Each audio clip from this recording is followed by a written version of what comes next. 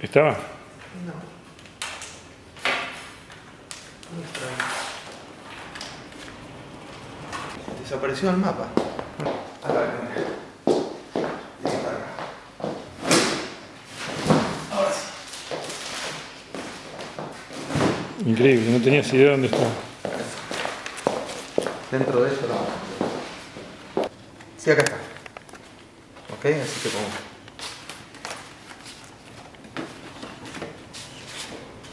Acá la tenemos. Bueno, explícame el tema del tamaño. Bueno, esto que vemos acá son pruebas de impresión. Levantar hacia la cámara. Estábamos tratando de encontrar el soporte indicado. Y ahí fue que, investigando, se nos ocurrió con la persona que hizo el print, usar el Canson este. Que como se puede ver, es una imagen donde no hay ni blancos ni negros, son todos mediotonos, ¿sí? Entonces nos pareció que el material este era el que mejor absorbía la tinta y generaba este efecto muy delicado de mediotonos. Bueno, nos tomó mucho trabajo encontrar el perfil adecuado para imprimir. Porque como se puede observar acá, una de las pruebas que hicimos, la imagen es como que se rompía, se volvían discontinuos los tonos grises. Y eso nos parecía que no era lo adecuado para esta imagen. Entonces la decisión fue finalmente un perfil que lograba volver lo más sutil posible estos continuos de grises. Esta foto la hice en un túnel debajo de la estación ferroviaria de Sydney. Tenía una serie de grietas este túnel y producían unas manchas de humedad que a mí me resultaron muy interesantes y me atraparon. Entonces es una foto que está hecha con luz natural en un trípode, es una toma directa digital porque era la cámara que tenía en ese momento, con la intención de documentar la mancha de la manera más fidedigna posible. Esta serie en realidad consiste de 10 fotos porque son las manchas que encontré dentro de este túnel. Mientras hacía las fotos, inmediatamente estaba editándolas en la cabeza y me imaginaba cómo iba a ser la muestra y a qué tamaño iban a ir las imágenes. Elegí hacerlas grandes porque me pareció que tenían otro impacto y hubo la intención muy firme de no modificar demasiado las imágenes a través de dramatizarlas o aumentarles el contraste o volverlas muy impactantes desde lo fotográfico. ¿Sí? Es mucho más interesante esta imagen al tamaño adecuado porque acá se pierden muchísimas de los elementos. Es como un paisaje imaginario dentro del cual uno se puede sumergir y para poder meterse dentro de esa ilusión hace falta un tamaño importante. Estudié psicología y me dediqué 7 años a ejercer el psicoanálisis. Paralelamente a eso yo sacaba fotos siempre a nivel personal y me encontré en un momento en que tenía que decidir si me iba a dedicar a una cosa o a la otra. Entonces, y en relación a eso, bueno, la fotografía inmediatamente se fue imponiendo y me fui encontrando con que sacaba fotos todos los días, así que tuve que tomar la decisión de hacer una de las dos profesiones full time. Bueno, mis grandes referentes fueron Oscar Pintor y Marcos Zimmermann. Para Marcos inclusive tuve la suerte de hacer todas las copias de impresión del libro del Río de la Plata. Donde hacíamos todo en analógico y con placas que eran muy difíciles de revelar y de llegar al resultado querido. De modo que yo sigo pensando que tuvimos 170 años de oscurantismo hasta que surgió la fotografía digital, que fue la primera revolución realmente de envergadura dentro de la historia de la fotografía.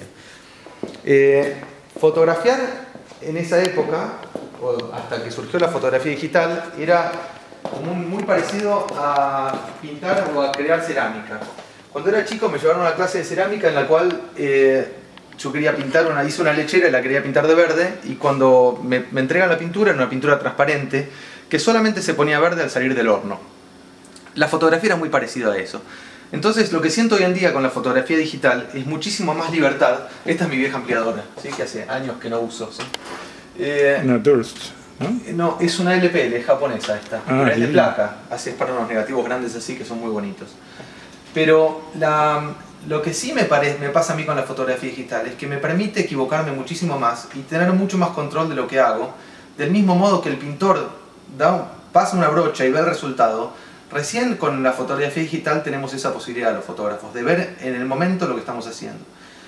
Obviamente que había una cuestión mágica y que se pierde, que era la de esperar y ver qué sucedía cuando finalmente se revelaba y se quedaba a la vista lo que habíamos trabajado. Pero al mismo tiempo le da muchísimo más control y me permite jugar de una manera mucho más libre, lo que finalmente termina generando la mejor fotografía.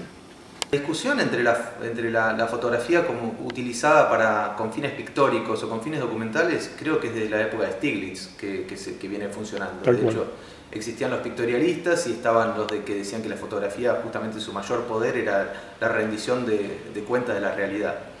Con lo cual, la verdad es que yo me siento liberado de esa discusión, digamos. Creo que ya han pasado muchos años. La relación que yo tengo con la fotografía es sensible, no es intelectual. Con lo cual, no pretendía hacer un determinado tipo de fotografía. Me parece que es una fotografía que tiene muchos niveles de lectura y finalmente lo que a mí me parece que es una buena fotografía es aquella que no te permite que la dejes de mirar. Es esa foto que te atrapa y que te mantiene cautivo dentro de la imagen y bueno, es lo suficientemente compleja o problemática o interesante para que no puedas dejar de mirarla. En este salón no se premia la trayectoria, sino que se premia una obra en particular. Con lo cual lo importante es las características o el valor intrínseco de esa obra, no cómo se inserta esa obra dentro de la carrera de cualquier fotógrafo. Pero además vos no estás en el mercado del arte, de la fotografía. Además, para mí estoy, si querés, renovando mis votos con la fotografía artística.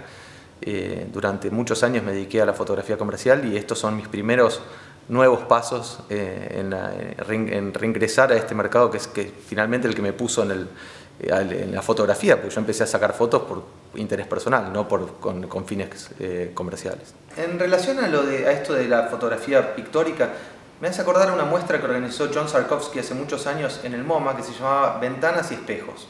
Y decía básicamente que hay dos polos de uso de la fotografía, aquellas que son para mostrar la realidad, las ventanas, y aquellas que son para reflexionar acerca de la condición subjetiva, que son los espejos.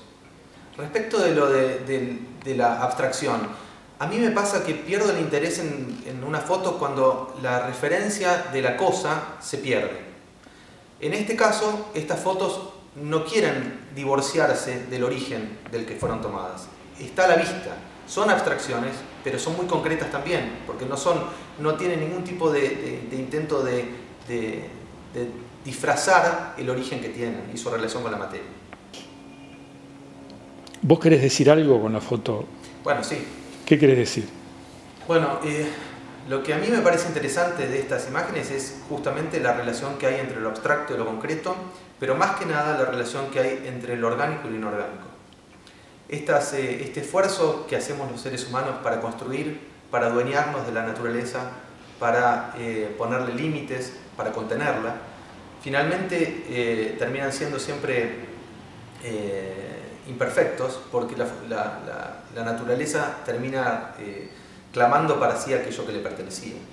En el caso de estas grietas, son fisuras que se producen de manera por fallas en la construcción, y es allí donde el agua se hace presente, por otro lado de una manera muy plástica, haciendo estos dibujos increíbles que permiten que uno los interprete de acuerdo a la subjetividad de cada uno. Dale. La fotografía para mí es algo, yo diría que es algo inevitable.